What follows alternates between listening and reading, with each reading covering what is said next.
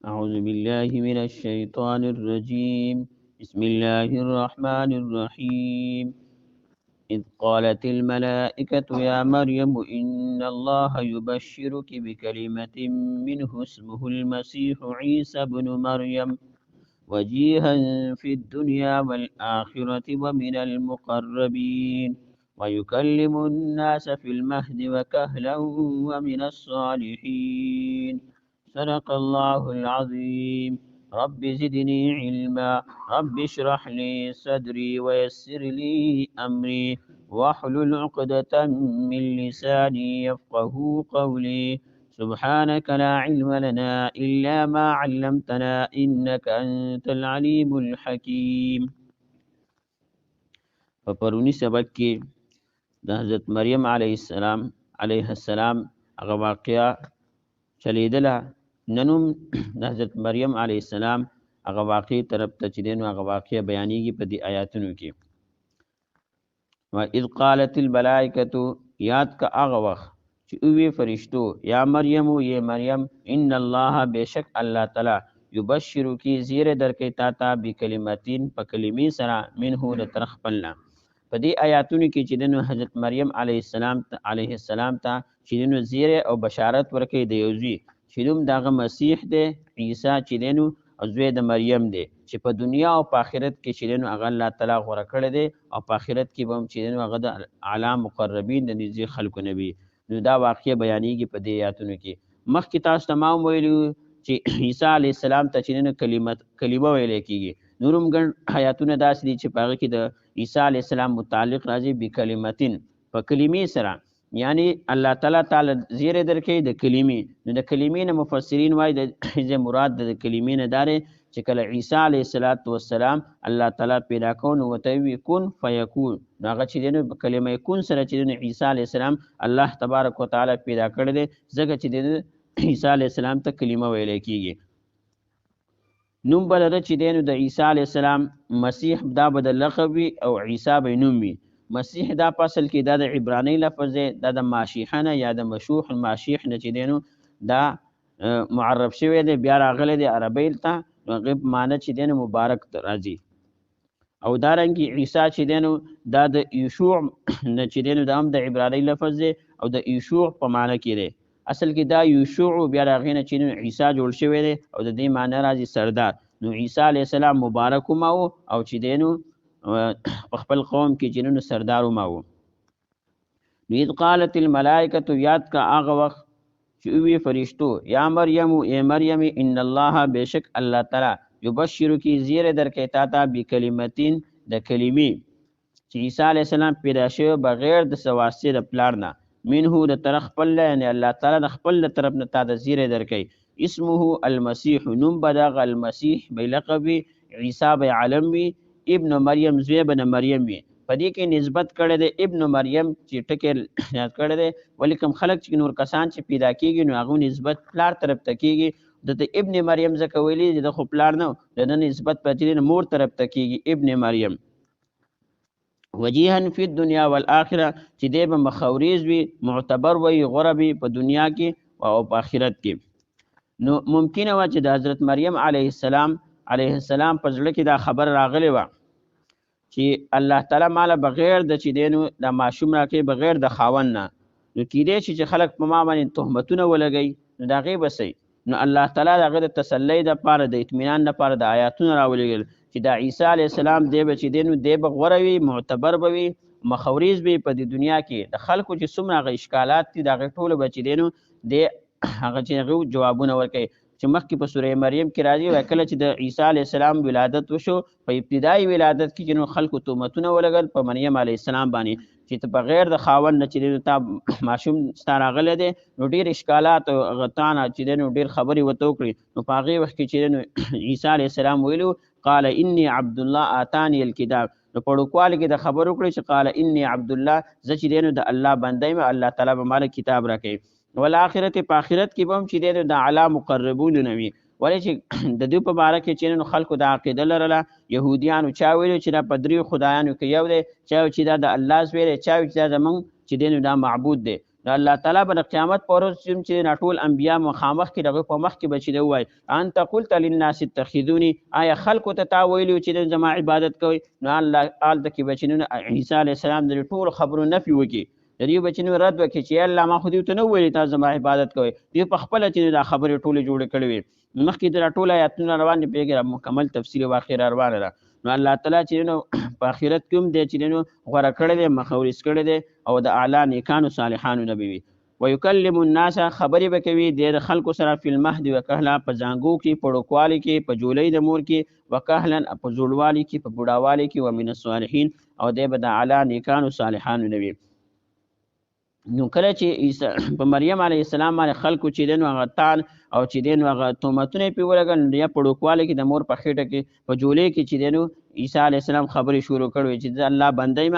نو بیا الله تعالی چې حکم وکړ مریم علیه السلام ته چې ته چې خلکو ته ووایه چې ما نن روژه نیولې ده، د خبرو نه زما د روژه نه، د خوراک څښاک نه زما روژه ده، او ما ماشوم به تاسو سره خبرې کوي.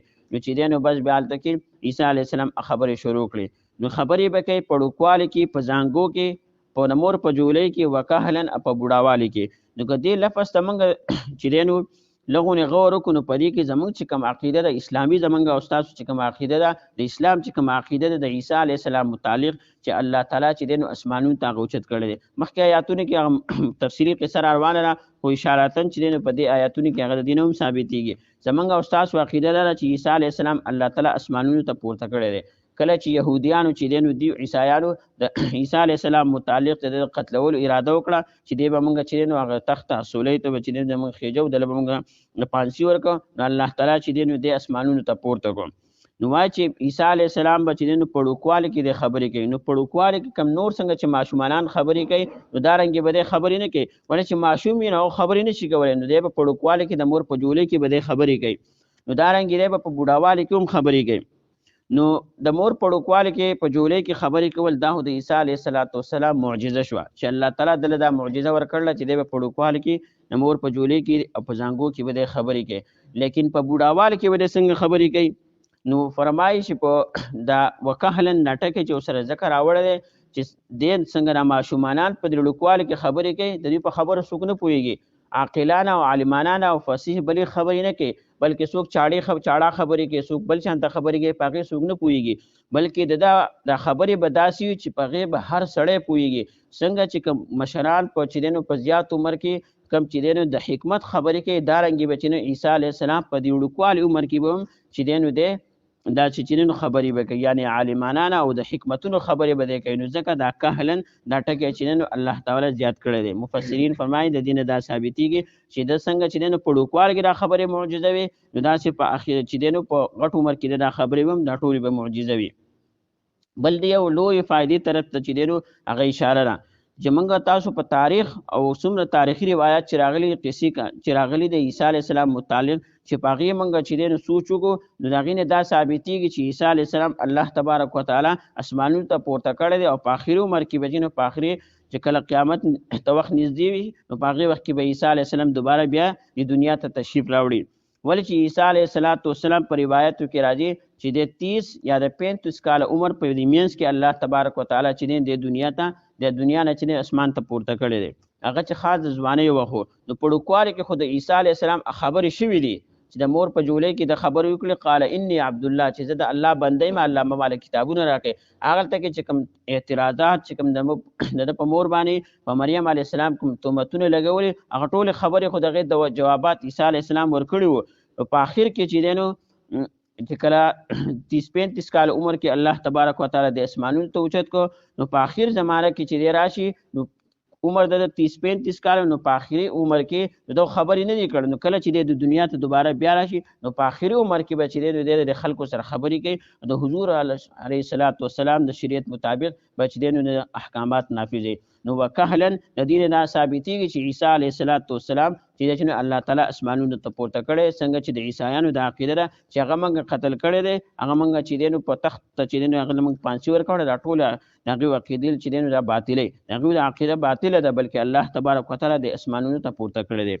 ويكلم الناس د خبرې کوي د خلکو سره فی المهد پړوکوالي کې یعنی په جولۍ د مور کې یا په زانګو کې وکهلن او په زوړوالي کې په بوډاوالي کې ومن الصالحین او د اعلی نیکانو نبوي یعنی د مرسلانو نبی د پیغمبرانو نبوي. قالت نو اوس مریم علیه السلام چې دی نو تپوس کوي چې پرشتي ورته وي چې الله تبارک تا ته زوی درکوي. نو مریم علیه السلام وویل چې ماله به الله څنګه زوی راکوي، ما ته خو چې خپل خاوند لاس کړي نه دي، نو ماله به الله تعالی څنګه زوی راکوي؟ آیا چې دی نو زه به ما ته به د نکاح کولو ضرورت راځي او که نه بغیر چې دی د قدرت خداوندي الله تعالی به ما خپل قدرت نه ماشوم راکوي، بچی راکوي. نو فرشتي ورته وویل جبرائیل علیه السلام چې الله تعالی به تعالی چې نو بغیر د چې نو د خاوند نه چې هغه به تا ته لاس هم نه لګي او الله تعالی به تعالی چې نو ماشوم درکړي. قالت وی مریم علیه السلام ربي رب زما انا يكون لي غلام سلن انا يكون لي ولد سرنګ به مالا ولد ماشوم ولم يمسسني نيم مسکړي زه بشرون خاون. قال وی جبرائیل علیه السلام كذلك یعنی دارنګ به وی ته چې تا دا بچینو خاون به ته نه مسکړي الله تعالی يخلق پیدا کوي ما غس یشاء چې غواړي اذا قضا هر کله قضا چې فیصله وکړي امرن د یو کار فإنما يقول له پسوا یغتا کن شا فیکون غشی. نو بیا فرمایي ويعلمه الكتاب والحکمه چې الله تعالی به ته چې دینو علم ورکی د کتاب چې دینو الله تعالی به ته تعلیم ورکی او د حکمت یعنی علم ظاهری او علم باطنی به الله تبارک وتعالى د ورکی. یعنی کوم د حکمت کوم ډونګه علم چې الله تعالی بوله ورکی هغه او د تورات چې کوم علم دی هغه بوله ورکی. نو تورات او انجیل د تورات بوله ورکی انجیل بوله ورکی.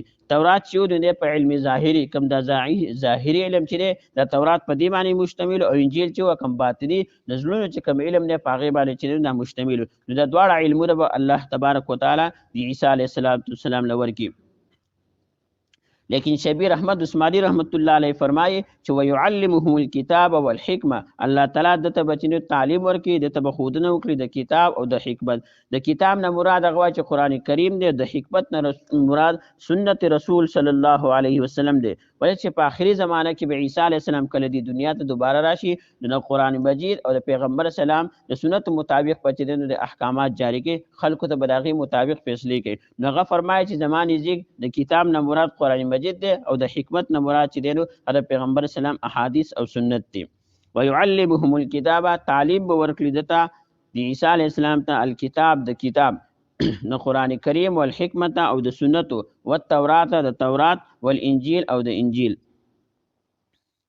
اذ یاد کا هغه وخت قالت وی الملائکه فرشتو یا مریم یا مریم ان الله بشک الله تعالی یبشرک زیر درکې تا ته بکلمتین د کلمې سره منه د طرف خپلنا اسمه چنوم داغه المسیح مسیح عیسی بوي ابن مریم چې زوی به د مریم وي، یعنی مسیح به لقب وي نوم به عیسی وي او زوی به د مریم وي دا به کونیت وي. وجیهن دی به معتبر وي دی به مخاورز وي په دنیا کې والآخرت او په آخرت کې. ومن المقربین او د نږدې خلکو د الله نبوي الله ته چې کوم نږدې خلق ته یعنی د پیغمبرانو نبوي. ويكلم الناس خبري بکوي الناس د خلکو سره فی المهد په زانګو کې یا د مور په جولۍ کې یا پړوکوالي کې وکهلن په بوډاوالي کې په زوړوالي کې ومن الصالحین او د اعلی نیکانو نبوي. قالت وی مریم ربي رب زما انا یکون لی سرنګ به مالا ولد ماشوم بچه ولم یمسسنی نیمه مسکړی زو بشرون خاون. قال وی فرشتي یعنی جبرائیل علیه السلام كذلك دارنګ به تو یعنی تاب خاون به نه مسکړي الله چې دی یخلق پیدا کوي ما هغه څه یشاء چې غواړي اذا هر کله قضا چې فیصله وکړي امنن د یو کار فانما یقول له فسوای اغتا یعنی هغه کار تكون شاء فیکون نغا شي. ويعلمه الكتاب ويعلمه خودنه وکړي دته عیسی علیه السلام ته تعلیم ورکړي دته الکتاب د کتاب د قران کریم والحکمت او د حکمت د سنت د پیغمبر اسلام د حدیث او د سنت او التورات د تورات والانجیل او د انجیل. اذ یاد کا هغه وخت قالت وی الملائکه فرشتو یا مریم یا مریم ان الله بشک الله تعالی یبشرک زیر درکې تا ته بکلمتین د کلمې سره منه د ترخپلنا اسمه چنم بدغه المسیح عیسی بوي ابن مریم چې زوی به د مریم وي. وجيها چې هغه مخاوريز وي، معتبر وي، غوره وي په دنیا په دنیا کې، والآخره او په آخرت کې، ومن المقربین او د الله د نزدیکو خلقونه بوي. ويكلم الناس خبرې بکوي الناس د خلکو سره فی المهد په ډوکوالي کې، په جولۍ کې، په زانګو کې، وکهلا په زوړوالي کې، په بوډاوالي کې، ومن الصالحین او د اعلی نیکانو صالحانو نبوي. قالت اوی مریم ربي يا رب زما انا يكون لي سرنګ بوي مالا ولد معشوم و بچه ولم يمسسني انيم مسکړي زو بشر خاون. قال او فرمایل جبرائیل علیہ السلام كذلك دارنګ بوي ته، یعنی ته خاون به تنوي مسکړي او الله تعالی به تعالی بچي درکي. الله يخلق پیدا کوي ما اغسو یشاو چې وغواړي، اذا هر کله قضا چې فیصله وکړي امرن د یو کار، فانما يقول له پس بشک اوای هغه کار ته کون شا فیکون نغشی. ويعلمه خودنه به وکړي د عیسی علی السلام ته الکتابه د کتاب یعنی د قران کریم، والحکمت او د سنتو، والتورات د تورات، والانجیل او د انجیل. صدق الله.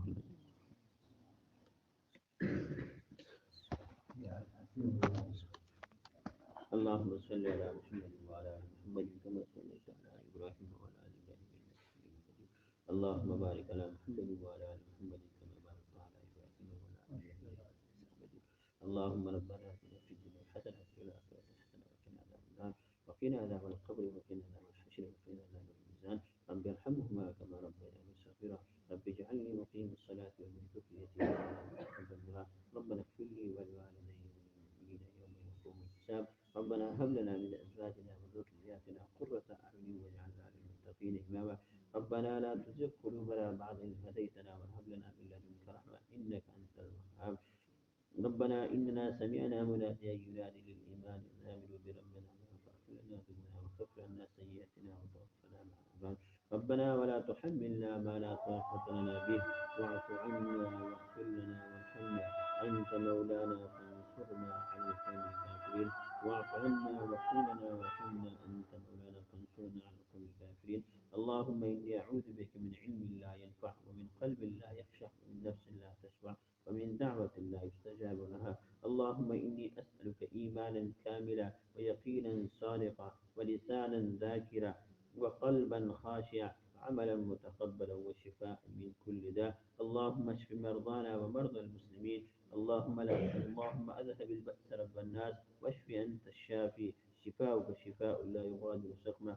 اللهم اغفر لحينا وميتنا وشاهدنا وغائبنا وصغيرنا وكبيرنا وذكرنا وأنثانا. اللهم من أحييته منا فأحيه على الإسلام ومن توفيته منا فتوفه على الإيمان. اللهم إني أعوذ بك من العجز والكسل وأعوذ بك من فتنة القبر وعذاب القبر وأعوذ بك من فتنة المحيا والممات وأعوذ بك من فتنة المسيح الدجال وأعوذ بك من فتنة المسيح الدجال وأعوذ بك من فتنة المسيح الدجال.